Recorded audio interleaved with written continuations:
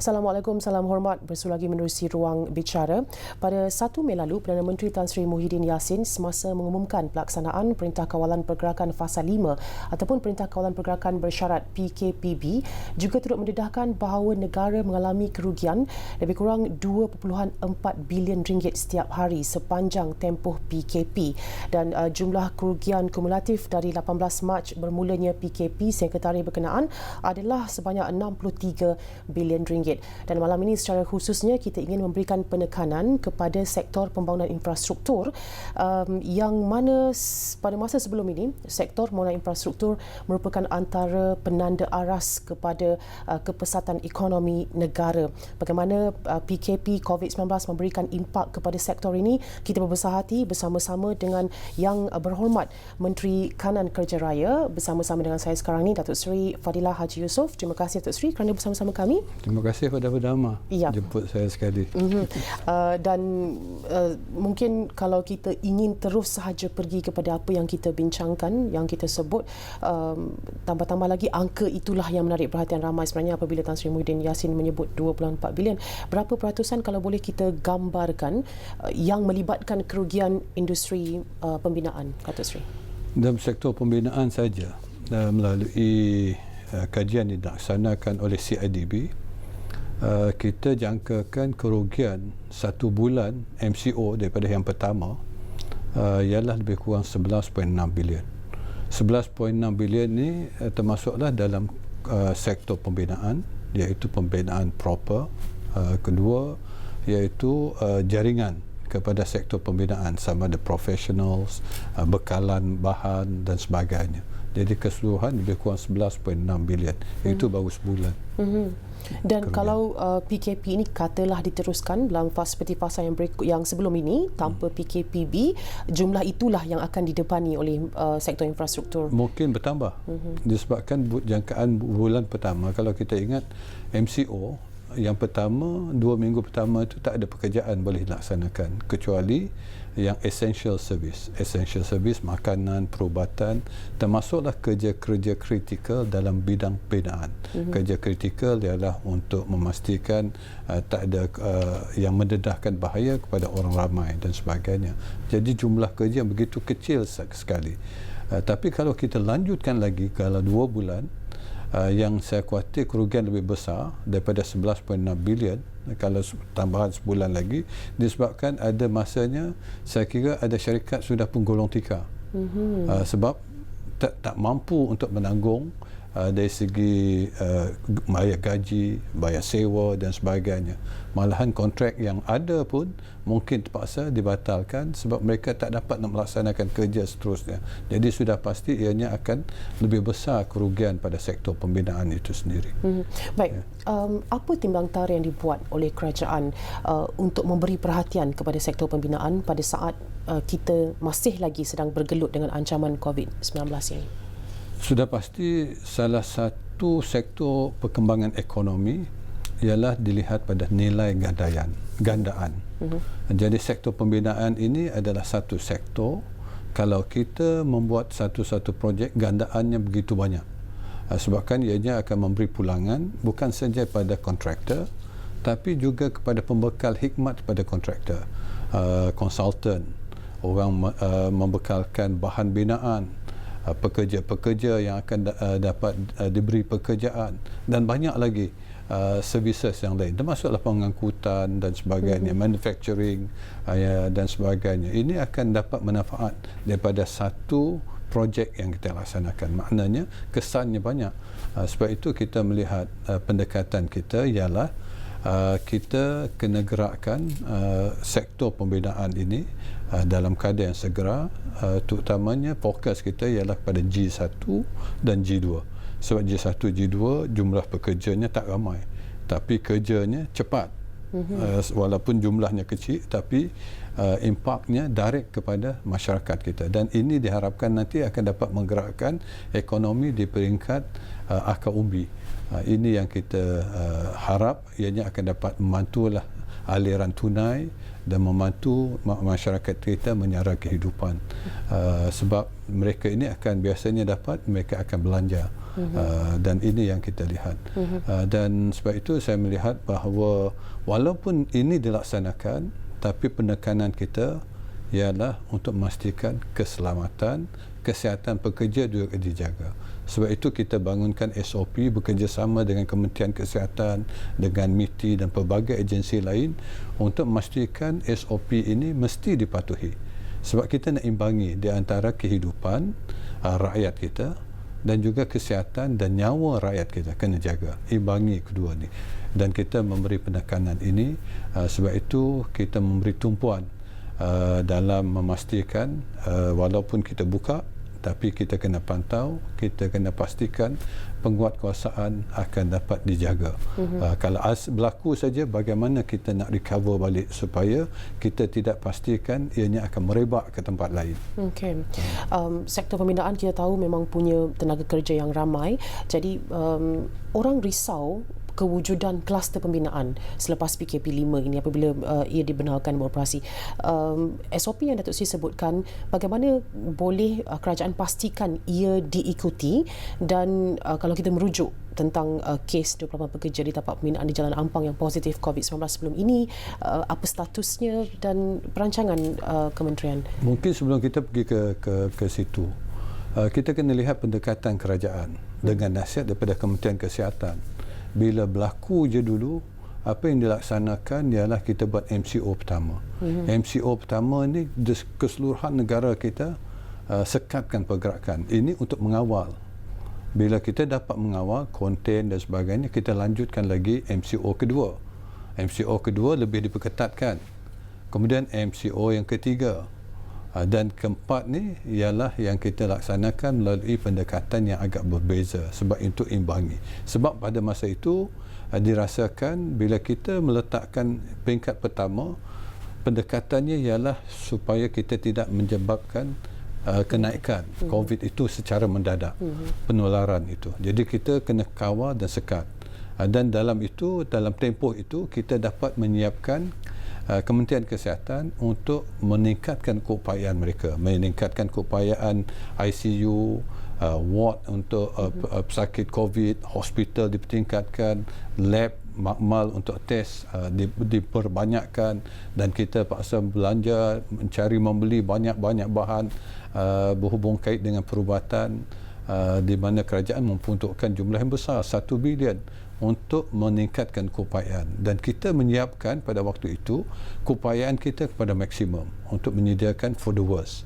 Kalau berlaku yang keadaan buruk, dapat tak kita kesihatan kita dijaga oleh the frontliners ini. Sebab itu MAIPS ditukarkan menjadi hospital sementara, sehingga akan dapat menyediakan 600 katil. Jadi ini maknanya kita menyediakan meningkatkan keupayaan Kementerian Kesihatan untuk menangani permasalahan COVID ini dari segi merawat dan juga mengekang dan mengurangkan berlakunya kematian. Ini yang dilakukan. Dan bila ini dapat dilakukan, keupayaan sudah pun meningkat. Misal kata testing sekarang ni boleh dilaksanakan sehingga 16,000 sehari. Dan kita dapat lihat bahawa Kementerian Kesihatan diiktiraf di peringkat dunia sebagai top 10 dalam menangani masalah COVID ini, dan juga segi mutu perubatan kita. Jadi ini dapat dilakukan, sebab itulah kita membuat conditional MCO. Dan conditional MCO ini bersyarat, kan. Bila dikatakan bersyarat, maknanya bila kita buka, kita nak test rakyat kita. Adakah mereka bila dilonggarkan boleh tak mengamalkan SOP yang disediakan? Dapat tak menjaga diri kita? Dapat tak menjaga keluarga kita? Dapat tak majikan menjaga masyarakat dia? Dapat tak pekerja-pekerja mengikuti apa SOP ini? Sebab sekarang ni memberi empowerment, keupayaan kepada masyarakat untuk mengawal diri mereka, self regulation. Ini yang kita nak laksanakan. Sebab itu terbukti bila berlaku di Ampang misalnya, seorang pekerja Bangladesh demam, dan SOP-nya ialah bila dia demam mesti bawa ke klinik untuk dicek, dan bila dia cek dan suspek COVID, ditest, confirm dia positif COVID. Bila COVID positif, KKM secara terus datang datang terus kondonkan tempat tu, dikawalkan tempat tu dan disaringkan keseluruhan lebih kurang 800 pekerja yang berada di tapak satu di kuartus pembinaan, satu lagi di tapak pembinaan yang tinggal di dalam kawasan tersebut. Dia bukan di luar kawasan, dia dalam kawasan tapak pembinaan. Dan tapak pembinaan ini sebenarnya belum menjalankan kerja, tapi mereka lebih menyiapkan atau menjaga kebersihan tapak pembinaan. Jadi bila seorang tu dah positif tadi, cek keseluruhan 800, 28 didapati positif. 2 rakyat Indonesia, yang selebihnya adalah warga Bangladesh. Sebab itu bila ini berlaku, sememangnya SOP kita dah sedia merangkakan apakah langkah yang patut kita ambil. Malahan sebab itu kita memang galakkan, sekarang ini pun diwajibkan, terutama dalam sektor pembinaan diberi keutamaan sebelum mereka bekerja untuk membuat saringan kesihatan COVID khususnya, di mana pekerja dan majikan boleh bekerja sama dengan panel-panel yang disediakan oleh Perkeso untuk membuat saringan COVID ini. Jadi diharapkan ini kita akan dapat menangani risiko. Sebab yang kita uruskan sekarang ini ialah risiko untuk mengurangkan merebaknya penularan COVID-19. Jadi kita kena sediakan langkah-langkah itulah. Okey.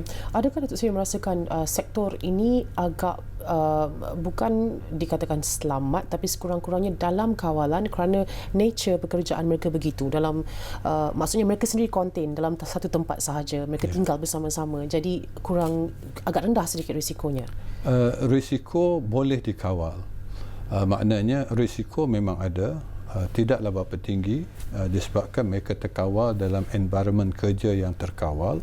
Jadi kita kena melihat beberapa sektor dalam pembinaan. Pertama ialah kita melihat pekerjaan itu sendiri, dalam tapak binaan itu sendiri. Bagaimana kita nak menguruskan dari segi kebersihannya, dari segi saringan orang yang datang bekerja, masuk satu pintu, keluar satu pintu, tapi proses saringan, proses pembersihan, proses untuk memastikan bahawa yang datang itu betul-betul fit untuk bekerja, tak ada demam, tak ada sakit, tak ada simptom berhubung kait dengan COVID. Jadi barulah mereka boleh masuk ke tapak bina dan bekerja. Walaupun mereka tinggal di situ, maknanya keluar daripada tempat kuartus mereka, mereka perlu disaring. Kalau ada saja unsur mereka demam, cepat-cepat bawa ke klinik. Dan kalau klinik dapat laporan, terus masuk untuk memeriksa keseluruhan tapak binaan. Maknanya boleh dikawal. Tapi pada masa sama, kita kena juga ada SOP berhubung kait dengan quarters ataupun tempat tinggal mereka. Bagaimana kita pastikan tempat tinggal ini selamat, bukan tempat yang menjadi punca merebaknya COVID. Yang kedua ialah the services, perkhidmatan yang berhubung kait dengan tapak pembinaan, pembekal bahan binaan, site supervisors, professionals, the consultant yang ada berhubung. Kita kena pastikan mereka yang datang masuk ke tapak binaan direkodkan kehadiran mereka, nama, kontak mereka, supaya kalau ada saja kes kita tahu, kita dapat trace siapa yang ada di tapak-tapak binaan. Maknanya kita nak kawal, kalau berlaku kita dapat kawal keseluruhan kawasan, dia tak akan merebak keluar. Itu yang kita laksanakan. Ini akan dilakukan sepenuhnya oleh syarikat-syarikat pemain industri ataupun akan dikawal sendiri oleh kementerian juga? Tanggungjawab ialah pemilik pemilik binaan ataupun the developer, the contractor, semua yang berhubung kait. Sebab itu kita wajibkan kontraktor ataupun pemilik syarikat mesti lantik seorang untuk sekurang-kurangnya seorang untuk mengawal dalam konteks kesihatan ini. Tanggungjawab mereka, tanggungjawab utama. Tapi kita sediakan pemantauan dan juga penguatkuasaan melalui CIDB, JKR, KPKT, melalui apa dikatakan the local authorities. Kita ada daripada Department of Safety and Health yang bergabung untuk memantau, dan kita dah agih-agihkan tugas mereka supaya mereka dapat memantau keseluruhan tapak binaan. Termasuklah yang sekarang ini CIDB saja dah membuat 800 lebih siasatan di tapak-tapak binaan seluruh negara. Dan maknanya kita nak tengok siapa yang dah start bekerja, adakah mereka menyediakan SOP yang disediakan, sudah bersediakah mereka. Kalau tidak, kita pastikan jangan mula bekerja melainkan segala SOP ini sudah pun tersedia. Satu contoh yang baik ialah saya boleh katakan Gamuda yang membuat kerja-kerja tunneling untuk MRT2. Mereka begitu ketat sekali dalam pematuhan SOP ini sehingga kan mereka membelanjakan sendiri untuk awal-awal lagi semua pekerja mereka sudah pun disaring COVID dan sebagainya. Kan saya tengok video yang disediakan yang kita rakam, nampak mereka mematuhi sepenuhnya. Dan inilah amalan-amalan baik yang patut dicontohi oleh semua syarikat-syarikat yang membuat pekerja-kerja pembinaan. Kita bercakap tentang Gamuda yang kita tahu syarikat mega, bagaimana pula dengan syarikat-syarikat lain, pemaju-pemaju lain, adakah apa maklum balas industri yang diterima oleh kementerian apabila PKPB ini dilaksanakan dengan syarat-syarat yang Datuk Seri sebutkan tadi? Bila kita wajibkan, terutamanya pekerja-pekerja asing untuk diwajibkan saringan COVID, ramai yang merayu. Pertama sekali mereka kata dapat tak dilonggarkan. Bekerja dulu sambil itu boleh melaksanakan saringan. Kita kata ini untuk menjaminkan keselamatan, satu keselamatan pekerja. Mereka yang sekeliling dalam kerjaan tersebut, yang datang untuk berhubung dengan syarikat ataupun tapak pembinaan, orang sekeliling, jiran-jiran di sebelah dan sebagainya. Dan akhirnya yang menanggung nanti syarikat itu sendiri.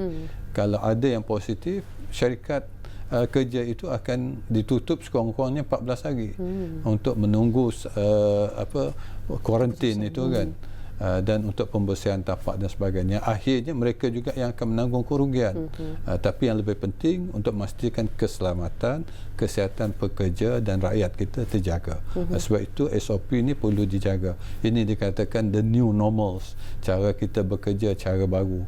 Dalam keadaan bekerja tapi dalam keadaan darurat musuh kita yang tak nampak, COVID yang tak nampak. Kalau yang nampak tu dapatlah kita nak elak, ini tak nampak. Kita tak tahu siapa boleh jadi pembawa kepada virus ini. Sebab itu kita kena pastikan syarikat mesti patuhi sepenuhnya SOP ini. Jadikan ini sebagai amalan dan budaya hidup kita. Bukan saja syarikat, semua kita lah. Tanggungjawab kita semua sebenarnya. Kita saja yang dapat memastikan kita dapat melawan COVID ini dengan mengamalkan budaya kehidupan yang telah disarankan oleh Kementerian Kesihatan. Bila kita bercakap tentang pekerja-pekerja asing yang ada setengah-setengahnya datang dari negara yang berbahasa natifnya bukan bahasa yang sama seperti kita, mungkin kesukaran untuk memahami maklumat yang disebarkan itu agak tinggi di situ. Ada penglibatan kedutaan mereka yang dipanggil oleh kementerian untuk memberikan penerangan kepada pekerja-pekerja ini? Biasanya tapak pembinaan, kalau projek yang besar, mereka akan ada apa yang dipanggil Safety and Health Officer ataupun Site Supervisors yang dilantik oleh syarikat dan dikawal selia oleh Department of Safety and Health.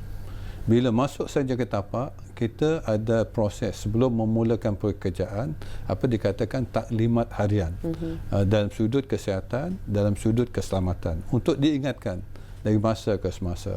Dan sudah pasti ada wakil-wakil daripada pekerja untuk diterjemahkan pada mereka yang tidak memahami bahasa kita. Tapi biasanya yang kita galakkan sekarang ini, di bawah CIDB sebenarnya, kita memang mengadakan program latihan kepada pekerja-pekerja asing. Bukan dilaksanakan saja di Malaysia, tapi dilaksanakan di negara-negara di mana kita mengambil pekerja asing.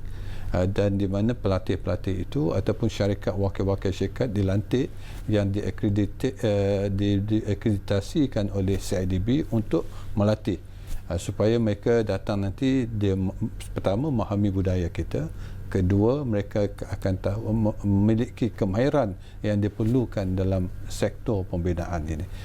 Sebab itu saya nak mengharapkan syarikat-syarikat yang nak mengambil pekerja ini pastikan mereka yang telah dilatih oleh badan yang diakreditasikan oleh CIDB supaya jaminan mereka yang ada kualiti dari segi kerja, ada kemahiran dan akhirnya keselamatan bangunan itu dapat kita jaga untuk keselamatan rakyat ataupun penghuni di bangunan tersebut nanti.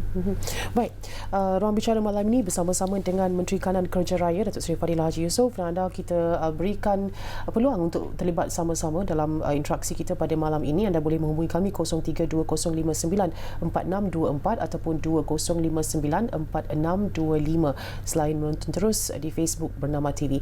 Untuk waktu ini kita berehat seketika dan kembali semula selepas ini.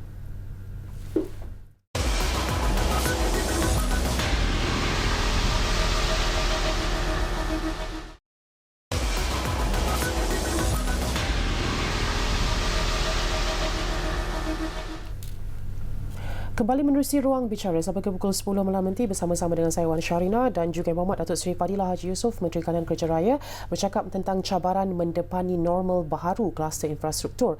Dan sejak ia diumumkan bermula 4 Mei, PKPB, Perintah Kawalan Pergerakan Bersyarat ini, adakah secara keseluruhan sektor pembinaan telah pun dioperasikan ataupun ada cooling off dulu atau macam mana, Datuk Seri?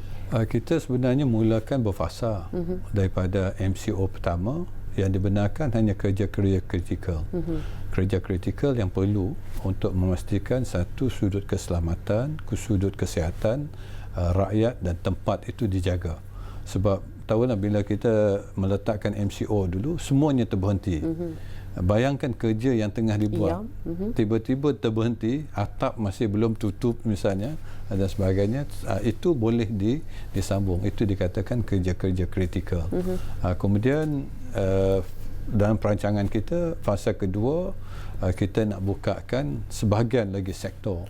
Tapi tak lama lepas tu diumumkan bahawa MITI membuka keseluruhan sektor ekonomi dan pembinaan ada satu yang dibuka sepenuhnya. Tapi walaupun dibuka, bila kita masuk ke fasa kedua dulu, yang mana kita bukakan G1, G2, kerja-kerja yang dah sampai 90%, kerja-kerja IBS yang ada 70 score point, yang kita benarkan dulu permohonan awal MITI, ada yang diluluskan pun mereka tak akan dapat start awal. Dia akan ambil masa kadang nak menyiapkan tapak itu, mencari orang dan sebagainya, ianya mungkin mengambil masa seminggu dan sebagainya. Barulah mereka boleh memulakan kerja-kerja di tapak. Sebab banyak proses untuk memulakan kerja baru. Bila dah diberhenti, dia akan mengambil masa untuk mula semula. Okey. Ada diletakkan prioriti untuk contohnya projek-projek mega ataupun yang berimpak tinggi atau infrastruktur untuk rakyat terlebih dahulu yang dimulakan dan kemudian yang lain selepas itu? Tidak, kita tak letakkan itu. Kita bergantung dengan permohonan. Malahan dululah, sekarang ni tak perlu, mereka boleh mula. Tapi saya kira ada yang dapat mula dengan cepat, ada yang mengambil masa, dan ini sebenarnya the business people akan sendiri akan menjalankan kerja itu mengikut kemampuan dan keupayaan mereka. Cuma dalam konteks kerajaan yang kita nak gerakkan awal ialah memastikan G1, G2 ni cepat-cepat untuk diagihkan kerja. Ini adalah kumpulan sasaran kita sebab kita ada pakej rancangan ekonomi yang mengkhususkan kepada kerja-kerja pada G1 dan G2 itu. Di samping yang lain, kita sudah pun memulakan proses untuk agihkan kerja-kerja kepada kumpulan-kumpulan lain. Termasuklah projek-projek besar. Saya kira tak lama lagi kita akan nampak LRT, MRT akan mula balik pekerjaan mereka. Okey, baik. Saya dimaklumkan kita ada pemanggil di talian, Encik Kamal dari Kuala Lumpur. Hello, Encik Kamal. Ya, Assalamualaikum. Waalaikumsalam, Encik Kamal. Ya. Ya, teruskan soalan secara ringkas. Ya, nak ajukan soalan kepada Datuk. Dalam saya ini berlatar belakangkan sumber manusia dan saya sedar bahawa dari sektor pembinaan merupakan penyumbang besar kepada permasalahan pekerja asing. Contoh dia adalah apabila sebuah syarikat pembinaan memohon untuk membawa masuk pekerja asing, projek mereka hanya 2 tahun atau maksimum 3 tahun. Tetapi selepas projek mereka tamat, pekerja asing ini bebas bergerak dan permit yang mereka memiliki adalah di bawah syarikat tersebut dan pemilik syarikat itu mereka akan melepaskan mereka secara bebas untuk pergi ke mana-mana, tetapi setiap tahun mereka akan pergi balik kepada majikan itu untuk memperbarui permit itu dan membuat sedikit bayaran dan juga memberi keuntungan kepada pemilik syarikat pembinaan itu. Benda ini sedang berlaku dalam sektor pembinaan. So saya nak mohon kepada Datuk, bagaimanakah CIDB boleh mengawal selia atau memantau perkara ini, kerana terdapat saya rasa ratus ribu pekerja dalam sektor pembinaan yang boleh membahayakan kesihatan dan keselamatan negara Malaysia. Okey, baik. Sila Terima kasih. berikan pencerahan. Terima kasih Cik Kamal. Seorang lagi Cik Ridwan dari Pulau Pinang di talian. Hello Cik Ridwan. Ya, Assalamualaikum. Waalaikumsalam. Ya, Assalamualaikum. Bapa Moderator dan ahli panel YB Datuk Seri. Waalaikumsalam. Saya Waalaikumsalam. mengenai apa projek yang berimpak tinggi ya, iaitu mengenai PM Borneo. Okey. Dan ACRL, adakah dia akan diteruskan supaya rakyat rakyat mendapat import mendapat semua projek-projek ini, projek ekonomi ini dapat diteruskan, ada rakyat dapat menjalankan dengan dengan senangnya mendapat manfaat kemudian lah. kita tengok mengenai stadium kita tengok stadium kita tengok di Terengganu kan, kenapa projek yang dibuat oleh kerajaan kadang-kadang kerajaan sebagai penyelia dia jadi runtuh kan. Kita tengok projek-projek yang berimport tinggi macam ni adakah YB dapat menerangkan adalah hal ini. Terima kasih. Wassalam. Waalaikumsalam. Terima kasih Cik Ridwan. Datuk Seri, mungkin soalan Cik Kamal terlebih dahulu tadi. Cik Kamal berhubung kait dengan pekerja asing. Memang benar kita di negara kita menghadapi cabaran untuk menguruskan pekerja asing ini. Bukan saja dalam sektor pembinaan, tapi keseluruhan sektor sebenarnya. Malahan ada yang berpindah-pindah daripada satu sektor dan satu sektor. Perkara ini rumit dan sehingga sekarang ni saya kira kita belum dapat menyelesaikan sepenuhnya. Sebab itu saya melihat dalam sektor pembinaan, apa yang kita nak lihat ialah walaupun dalam pengambilan pekerja asing di bawah Kementerian Dalam Negeri prosesnya, dan juga Kementerian sebenarnya Kabinet sudah pun menubuhkan jawatan kuasa khas di mana sekretariatnya ialah Kementerian Sumber Manusia dan dipengurusikan oleh Yang Berhormat Datuk Seri Ismail Sabri. Sektor pertahanan akan mempengurusikan jawatan kuasa Kabinet ini berhubung kait dengan pengurusan pekerja asing. Tapi dalam sektor pembinaan, CIDB pendekatan kita sekarang ini pertama sekali untuk memastikan yang datang di sini adalah pekerja mahir.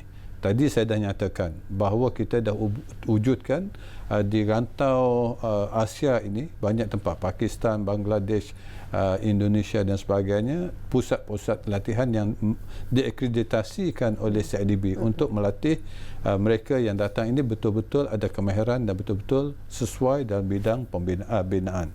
Itu pertama. Kedua, saya kira untuk mengurangkan kebergantungan kepada pekerja asing ini ialah untuk kita menggunakan pendekatan baru, iaitu teknologi. Sebab itu kita galakkan industri binaan menggunakan IBS. Sebab IBS dia tidak memerlukan pekerja-pekerja yang ramai. Dan dengan itu kebergantungan kepada pekerja asing ini dapat kita kurangkan. Sebab IBS memerlukan pekerja mahir yang mana kita latihkan masyarakat rakyat tempatan kita ini dalam bidang ini.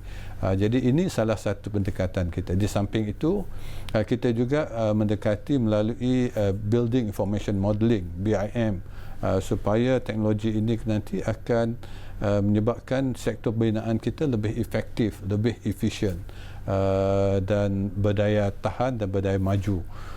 Ini salah satu pendekatan juga yang dibuat oleh kita. Jadi yang penting sekarang ini ialah bagaimana kita nak monitor.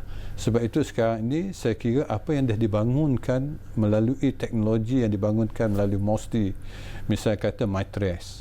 MyTrace ini walaupun matlamatnya untuk COVID, tapi sebenarnya kalau kita gunakan dengan baik, kita boleh dapat monitor movement pekerja-pekerja asing ini. Ambillah misal kata kalau daripada data yang kita collect, kita wajibkan mereka mesti download apps MyTrace. Malahan My Sejahtera pun boleh diguna. Kalau dia berdaftar di satu tapak binaan, kita tahu tapak binaan itu dia dah memohon berapa ramai pekerja. Kalau kita daripada kita dapat kesan berapa ramai sebenarnya melalui pergerakan dalam tapak binaan itu. Kalau melebihi daripada apa yang kita didaftarkan, maknanya kita boleh terus membuat enforcement yang targeted. Kita boleh cek betul ke tidak, mengapa pekerja lebih ramai, ini berdaftar ke tidak, adakah ini pekerja asing tidak berdaftar dan sebagainya, dan kita boleh secara strategik membawa enforcement team daripada immigration, daripada polis, CIDB, DOJ untuk datang dan mengambil tindakan penguatkuasaan. Ini mungkin pendekatan baru yang boleh kita buat menggunakan teknologi yang sedia ada, digital teknologi, untuk kita pantau secara berkesan. Baik, soalan dari Encik Ridwan tadi, kalau Dr. Sri ingin sentuh, walaupun ia saya rasa tidak secara khusus merujuk kepada PKP dan juga kesan COVID-19 pada industri ini. Ya, memang yang saya katakan tadi, sektor binaan ini gandaan dan manfaat pada rakyat kita. Dia menyebut pasal ECRL, adakah akan diteruskan? Ini sudah pasti akan dilihat oleh kerajaan, sebab ianya juga melibatkan perhubungan dengan negara lain. Tapi secara prinsip saya kira perundingan ini masih berjalan. PEN Borneo yang disebutkan tadi, PEN Borneo Sarawak masih kita teruskan. PEN Borneo Sabah pun diteruskan, tapi dia kena melihat sebab bawah kerajaan yang lepas, PDP sudah dibatalkan, dan kita kena lihat bagaimana kita dapat mentadbir dengan lebih baik supaya ianya dapat disiapkan pada kos yang ditetapkan dan jangka waktu yang lebih cepat lagi, sebab ianya dah tergendala pada waktu ini. Tapi kita akan mencari jalan bagaimana kita nak revive balik supaya ianya dapat memberi impak bukan saja kepada rakyat yang mengharapkan projek ini, tapi juga kesan gandaan kepada ekonomi yang dapat dimanfaatkan oleh semua sektor yang terlibat. InsyaAllah kita akan teruskan dalam konteks projek-projek yang bukan saja mega, tapi semua projek yang diperlukan oleh rakyat kita. Baik, saya difahamkan seorang lagi pemanggil di talian, Encik Aizam dari Kuala Lumpur. Hello, Encik Aizam. Halo, Assalamualaikum. Waalaikumsalam, Encik Aizam. Ya, selamat berpuasa lah pada Dr. Sri dan juga penyampai. Sama-sama. Alhamdulillah, Dr. Sri. Apa khabar, sihat ya? Alhamdulillah. Soalan saya begini, Dr. Sri. Memandangkan kita semakin advance atau semakin canggih dah sekarang ni kan. Jadi saya mohon pihak JKR supaya dapat duduk balik bersama dengan pihak Jabatan Pengangkutan Jalan agar had muatan kenderaan berat seperti lori itu mungkin boleh di-upgrade. Begitu juga dengan kualiti jalan yang sedia ada hari ini. Saya yakin ada antara itu dah memang kualiti yang terbaik. Tetapi berat kenderaan ini masih lagi tidak di-upgrade. Pasal kenderaan hari ini, kenderaan berat hari ini dah semakin canggih, semakin besar, semakin panjang dan makin besar. Jadi kemungkinan berat itu spesifik berat ni adalah di bawah tanggungan ataupun di bawah perhatian JKR. Jadi kalau boleh itu saja saya minta. Baik. Mungkin pihak JKR boleh review balik atau lihat balik dan menilai semula. Atau mungkin di satu jalan ataupun bagaimana. Sekian, terima kasih Tuan Sri. Terima kasih Encik Aizam. Waalaikumsalam. Ramai yang cuba ambil peluang untuk bercakap dengan Datuk Sri malam ini, walaupun ia mungkin off topic sikit. Waktu saya first round jadi Menteri Kerja Raya dulu, ini adalah topik yang begitu popular lah. Sebab jalan ni, sekali saya kata jalan, orang sentiasa berada di jalan. Dia jalan 100 km, tiba-tiba ada satu lubang, pasal satu lubang tu lah dia ingat marah kat JKR pasal jalan tu berlubang. Tapi yang lebih yang cantik apa semua tu dia lupa dah. Jadi sebab itulah jalan begitu penting, sebab walaupun lubang kecil ianya boleh mendedahkan bahaya kepada pengguna kita. Sebab itu kita nak pastikan jalan mesti berada dalam keadaan baik untuk keselamatan dan keselesaan pengguna. Memang benar cabaran kita ialah sekarang ni kenderaan makin besar. Bila berat muatan makin bertambah, jalan kita tak mampu menanggung berat muatan. Sebab itu jalan kita makin cepat rosak. Jadi apakah tindakan yang kita ambil? Contohnya di Pelabuhan Kelang. Di situ memang trailer semua besar. Jalan tanah paya gambut. Sebab itu kita tengok jalan beralun disebabkan tidak mampu menampung kekuatan. Jadi kita dah luluskan dulu, waktu dulu kita berbincang bersama dengan Kementerian Pengangkutan. Sebab itu di jalan-jalan utama ini yang melibatkan industri dan kenderaan berat, kita akan tingkatkan dari segi kekuatan jalan. Itu pertama. Kedua, kita dah minta peruntukan, tapi peruntukan ini sentiasa menjadi cabaran untuk meningkatkan kekuatan jalan kita. Supaya ianya dapat menampung kenderaan yang makin berat. Kita tak dapat meningkatkan keseluruhan jalan disebabkan ada cabaran. Ada jambatan-jambatan kita dulu, jambatan lama. Kalau kita tak benarkan kenderaan yang berat melalui jambatan tersebut, sebab kita khawatir jambatan itu tak dapat mampu menampung dan akhirnya jambatan tersebut boleh roboh dan membahayakan pengguna jalan raya. Sebab itu ada setengah jalan kita tak benarkan kenderaan yang lebih muatan tertentu. Tapi pada masa yang sama kita akan terus pertama sekali tingkatkan mutu jalan kita, kekuatan jalan kita, dan kita akan bekerjasama dengan Kementerian Pengangkutan. Salah satu teknologi yang kita nak bekalkan sekarang ni, JPJ, dia ada tempat mesin untuk timbang kenderaan. Sekarang ni kita nak elakkan benda itu, kita akan panggil apa weigh in motion, di mana kalau kenderaan lalu kat jalan kita dah tahu kenderaan ini melebihi muatan ataupun tidak.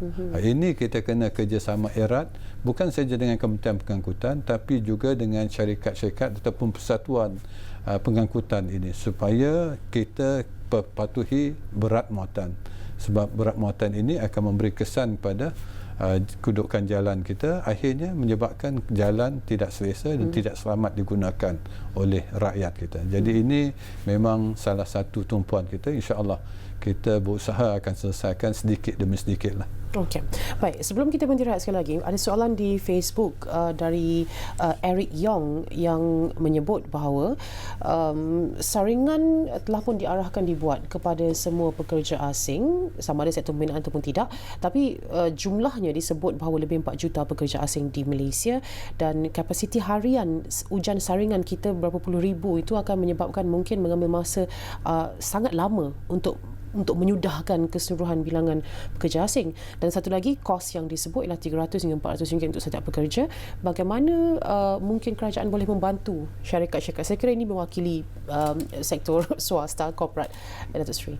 Itu yang diumumkan, saya kira diumumkan oleh Datuk Seri Ismail. Fasa pertama ini tumpuannya ialah dalam sektor pembinaan di kawasan wilayah persekutuan dan juga Selangor. Sebab kawasan ini dari segi aktivitinya agak besar. Kedua, ianya berada dalam kawasan zon merah. Sebab itu kita kena beri tumpuan di sini dulu.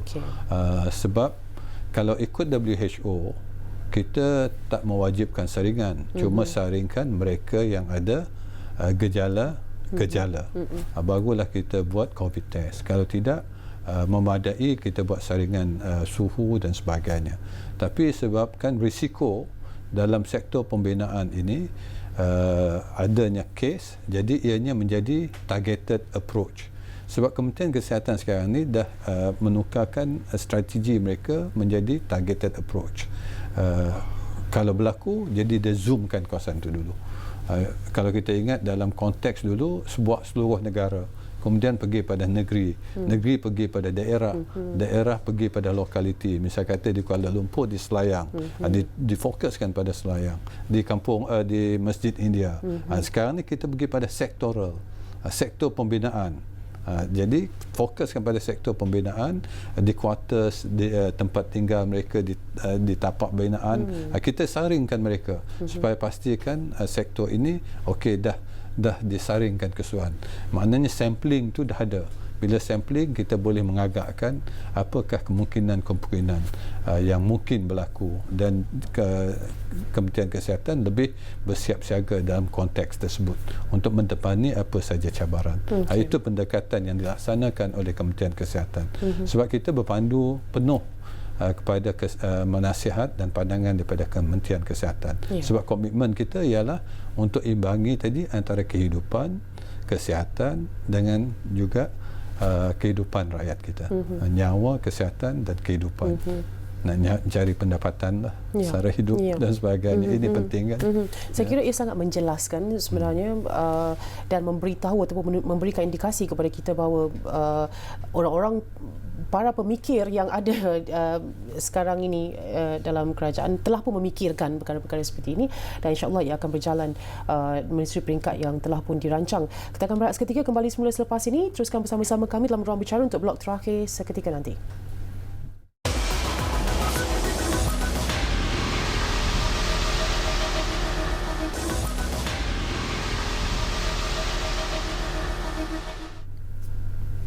Cabaran mendepani normal baru kluster infrastruktur, ini yang kita bawakan ke meja Ruang Bicara pada malam ini bersama-sama dengan Yang Berhormat Menteri Kanan Kerja Raya Datuk Seri Fadilah Haji Yusof, dan kita nak menyentuh kepada yang seterusnya selepas ini. Datuk Seri tadi menyebut bahawa ini adalah masa untuk kita test, untuk kita memeriksa bagaimana self-disiplin boleh dibuat oleh orang-orang kita sendiri. Ia memberikan bayangan bahawa seolah-olahnya budaya bekerja dalam industri ini pun akan berubah, kalau tidak secara total tapi mungkin sebahagian besar juga, yang akan paling bertukar ataupun impaknya yang paling tinggi yang untuk dirasakan selepas ini. Normal baharu yang perlu dipraktik dalam amalan ini. Kita sebagai rakyat Malaysia, sebagai individu, kita kena ingat, walaupun dikatakan sekarang ini TKPB bersyarat, apakah maknanya? Bukan maknanya kita dah menang. Bukan maknanya kita dah pun bebas daripada COVID. COVID masih di situ. Tapi yang lebih mencabar sekarang ni, COVID dah ada dalam masyarakat kita. Maknanya musuh ni dah ada di kalangan kita.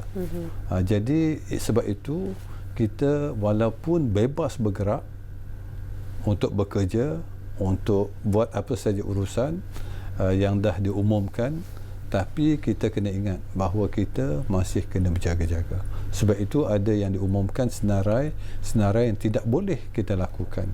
Perhimpunan beramai-ramai, mengadakan macam-macam pesta ataupun mesyuarat pun tak boleh. Kalau lebih daripada 20 orang misalnya, kalau ada kematian pun tidak digalakkan. Disebabkan kita masih nak menjaga supaya kita dapat mengelak daripada menularnya COVID-19 di kalangan kita. Ini penting untuk kita jaga. Kita dah menang peringkat awal. Maknanya kita menang untuk tidak menyebabkan berlakunya peningkatan mendadak pada COVID. Itu kita berjaya. Sebab itu ini menjadi cabaran semua, bukan saja sektor pembinaan. Sudah pasti sektor pembinaan, cara kita bekerja pun sudah berlainan. Dari segi tata cara kita bekerja. Kalau dulu bebas kita masuk keluar masuk, sekarang ni dah tak boleh. Kita pastikan saringan itu mesti dibuat, temperature tag mesti dibuat, pastikan yang datang bekerja sihat. Kalau ada rasa gejala, batuk, demam sebagainya, cepat bawakan mereka ke klinik, periksa cepat supaya ianya tidak akan menyebabkan keseluruhan merebaknya COVID dalam kawasan pembinaan. Kalau tidak, ianya akan menyebabkan COVID ini, syarikat itu sendiri akan terjejas dari segi kerja mereka disebabkan tapak projek terpaksa ditutup. Sebab itu saya katakan tadi, apa yang patut kita laksanakan sekarang ini ialah memastikan kita mematuhi segala nasihat, garis panduan yang disediakan oleh Kementerian Kesihatan. Ianya tidak boleh diletakkan pada kerajaan. Jangan letakkan mengharapkan penguatkuasaan bahawa kita nak ikut. Ini tak boleh. Sebab itu kita katakan self-regulation. Kita lah menentu sama ada kita berjaya mengawal Sebab itu kita nak berikan panduan ini kepada syarikat, kepada mereka yang dipertanggungjawabkan. Pastikan semua kita mengamalkan perkara-perkara ini. Kalau tidak, kita akan gagal dan kita akan berdepan dengan cabaran yang lebih besar. Kalau ianya merebak, kali ini merebaknya lebih teruk daripada fasa pertama. Jadi sama ada ini berlaku atau tidak terletak pada kita semua sebagai individu. Kita lah bertanggungjawab untuk memenangkan kita melawan COVID-19 ini sehinggalah vaksin dapat ditemui. Bila? Wallahu alam. Tahun ini ataupun tahun depan. Jadi sebelum itu kita kena pastikan ini berlaku. Sebab itu dalam kaedah kita dalam mengawal, kita meletakkan orang ramai, mengharapkan orang ramai sebenarnya menjadi mata dan telinga kita. Kalau ada saja mana-mana syarikat yang tidak mematuhi SOP, tidak mematuhi apa garis panduan, laporkan kepada kita. Kita dah sediakan talian apa nombor yang perlu dihubungi oleh mereka supaya mereka ini dapat menjadi sebahagian daripada pemantau kepada kita. Dan bila mereka telefon, bolehlah kita mengambil tindakan untuk segera melawat tapak tersebut untuk memastikan pematuhan. Sekarang ni fokus kita ialah kepada pematuhan kepada SOP. Hanya pematuhan ini barulah insya-Allah kita dapat mengurangkan risiko merebaknya COVID dalam negara kita. Talian hotline yang disebutkan oleh Datuk Seri, talian hotline KKR Ya, untuk aduan oleh khas orang untuk ramai sektor pembinaan. untuk sektor pembinaan. Ya. Dan kalau boleh kita kongsikan taliannya, kita terakan sekarang di kaca televisyen 13882432 dan juga 0355672777. Itu talian yang boleh dihubungi untuk industri pembinaan. Baik, sejak COVID-19 kita depani situasi ini, antara normal baharu yang disebut adalah perjumpaan secara maya, buat kerja secara maya, work from home. Ini tidak boleh berlaku dalam sektor pembinaan secara khususnya kerana ia memang satu sektor fizikal. Jadi normal baharu yang disebutkan itu, adaptasi teknologi yang boleh dilakukan untuk sektor pembinaan, apa dia, Datuk Seri? Yang saya katakan sebahagiannya tadi ialah apa yang telah dibangunkan, iaitu MyTrace, MySejahtera. Okey. Untuk pengawal sediaan, mungkin kita boleh menggunakan digital. Maknanya di tapak pembinaan sekarang ni, mungkin kita boleh letakkan CCTV. Okey. CCTV itu boleh memantau, bukan saja kepada pematuhan, tapi the real time activities di tapak pembinaan. Kalau berlaku kecemasan pun orang dapat tahu dengan cepat. Ini mungkin boleh laksanakan di mana ada real time report di antara kontraktor, developer dengan agensi-agensi kerajaan yang berkaitan. Jadi ini dapat dilaksanakan. Mungkin kita boleh develop kaedah-kaedah bagaimana kita nak memantau dan melaksanakan projek secara lebih efektif melalui pemantauan teknologi. Di samping kepada pendekatan-pendekatan baru yang saya katakan tadi, iaitu menggunakan IBS, menggunakan BIM, modular system. Saya baru ni dibentangkan oleh MRCB misalnya, modular system mereka, cara membuat bangunan macam buat Lego. Dia boleh buat bangunan tinggi dan sebagainya. Bayangkan kita dah buat benda ni siap di kilang, bawa di tapak bina, kita join pasang saja. Jadi boleh siap dengan cepat, tapak binaan bersih, dan ianya insya-Allah lebih selamat. Jadi ini mungkin konteks baru yang patut kita lihat, dan saya kira banyak negara lain dah buat. Jadi insya-Allah saya mengharapkan lebih banyak DLC dan syarikat-syarikat besar akan menerajui pembangunan modular baru dalam sektor pembinaan ini. Terutamanya perumahan. Perumahan saya melihat dalam sektor kita, perumahan ada satu kluster di bawah kementerian saya, dan saya melihat bahawa rakyat kita memerlukan rumah. Pertama, permintaan pada rumah yang banyak, tapi harga yang begitu tinggi. Bagaimana kita dapat mengkaji supaya harga rumah itu dapat mampu dimiliki oleh rakyat kita. Ini kaedah-kaedah yang kita kena fikirkan sekarang ini. Bagaimana kita dapat membina rumah yang mampu dimiliki dan dibeli oleh rakyat kebanyakan kita. Ini salah satu fokus yang kita bincangkan dalam kluster infrastruktur kita. Ya. Baik, sebelum kita berakhir, mungkin ini penting juga sebenarnya, suntikan moral dan juga pesanan kepada petugas-petugas khususnya barisan hadapan dah yang perlu bekerja, yang perlu pergi ke tapak-tapak pembinaan, perlu bekerja secara fizikal, perlu berjumpa dengan rakan-rakan lain selepas bermulanya PKPB ini, daripada Datuk Seri sendiri. Apa yang perlu mereka ingat, apa yang perlu mereka jadikan suntikan semangat sebenarnya? Kepada tim infrastruktur ini, daripada CIDB, daripada JKR, daripada Department of Safety and Health, KPKT, dan juga banyak yang agensi lain, termasuklah Kementerian Kesihatan dan sebagainya. Saya mengharapkan kita kena ambil tanggungjawab dan amanah ini demi negara kita, demi keselamatan rakyat kita. Kita mesti memainkan peranan untuk berada di hadapan, memastikan syarikat-syarikat ni yang dibenarkan untuk menggerakkan ekonomi kita yang sama penting dapat menjalankan kerja dengan baik, mematuhi segala SOP untuk memastikan keselamatan pekerja, keselamatan keseluruhan masyarakat yang terlibat dalam sektor pembinaan dan tidak mendedahkan bahaya kepada rakyat Malaysia keseluruhannya.